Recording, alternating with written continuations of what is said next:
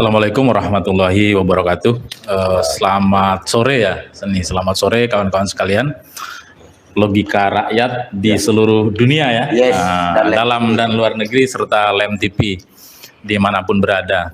Ya, menyikapi tentang disahkannya Perpu Cipta Kerja nomor 2 tahun 2022 oleh DPR pada hari ini di dalam sidang, saya kira sebenarnya sudah tidak kaget lagi gitu ya.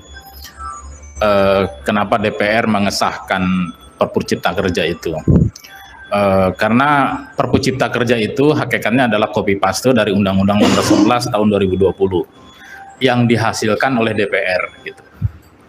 Nah, yang justru dengan disahkannya oleh DPR sekarang menjadi undang-undang itu adalah semakin menunjukkan kepada kita, kepada kaum buruh, kepada rakyat, bagaimana presiden melakukan pelanggaran terhadap konstitusi, ya kan, dan dibenarkan oleh DPR dengan juga melanggar konstitusi, yaitu dengan mengesahkan Perpu Cipta Kerja nomor 2 tahun 2020 ini. Gitu.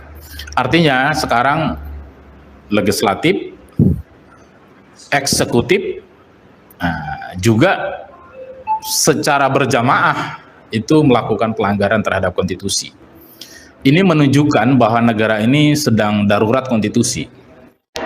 Dan dengan disahkannya ini, saya kira kaum buruh di seluruh Indonesia itu layak untuk marah, ya, layak untuk melakukan tindakan-tindakan perlawanan dalam bentuk apapun terhadap pemerintah.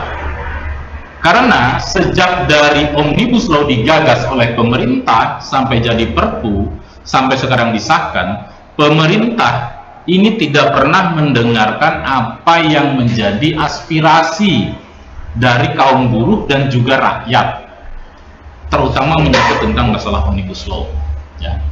Tindakan ini saya kira berjamaah melakukan tindakan-tindakan fasis terhadap rakyat, karena dengan aturan yang disahkan ini akan membuat satu tindakan kekerasan dalam berbagai macam bentuk terhadap rakyat, terhadap kaum buruh gitu. Jadi disitulah letak pentingnya bagaimana kaum buruh saya kira sekarang itu layak untuk marah, ya, bukan hanya kami saya kira sebagai para pimpinan serikat pekerja, serikat buruh di tingkat nasional, tapi kaum buruh di pabrik-pabrik, ya kan, di pelabuhan, di pertambangan, di perkebunan, sektor informal sekalipun itu adalah saya kira sekarang layak mereka untuk marah terhadap pemerintah dengan melakukan berbagai macam tindakan perlawanan, penolakan dan sebagainya gitu. Orang mengatakan mungkin disebut dengan pembangkangan sipil dan sebagainya. Saya kira layak karena jelas mereka secara terang-terangan telah melakukan berjamaah, melakukan pelanggaran terhadap konstitusi.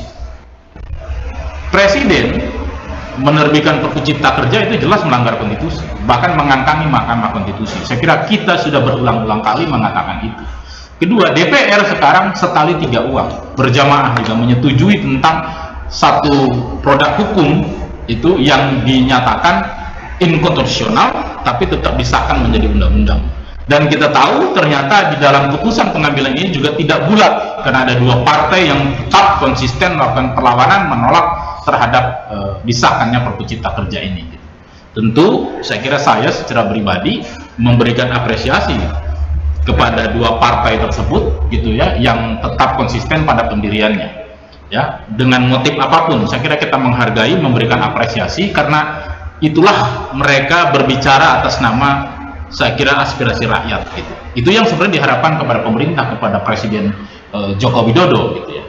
Jadi bagi kaum buruh saya kira dimanapun perlawanan kita tidak pernah berhenti, walaupun sekarang undang-undang ini telah disahkan, Perpu ini telah disahkan, Cipta Kerja ini telah disahkan menjadi undang-undang, yang artinya perlawanan itu akan terus berlanjut ya, dan tetap akan terus berlanjut melakukan perlawanan ya, dengan berbagai macam cara. Untuk itu saya kira persiapkanlah diri kawan-kawan secara baik ya kan, untuk bersiap kembali turun ke jalan. Mungkin juga akan kita menduduki Mahkamah Konstitusi sebagai satu lembaga yudikatif yang telah mengatakan bahwa Perpu Cipta Kerja atau Undang-Undang Cipta Kerja Omnibus Law pada saat itu sudah juga dikatakan inkonstitusional bersyarat. Dan tentu langkah-langkah lain selain gerakan massa, saya kira kita akan tetap melakukan upaya-upaya hukum, tetap akan kita lakukan perlawanan terhadap kebijakan ini. Mungkin juga akan melakukan gugatan judicial review terhadap Mahkamah Konstitusi untuk diuji kembali, karena kita yakin bahwa undang-undang ini adalah inkonstitusional bersyarat, bertentangan dengan Undang-Undang Dasar 1445 gitu.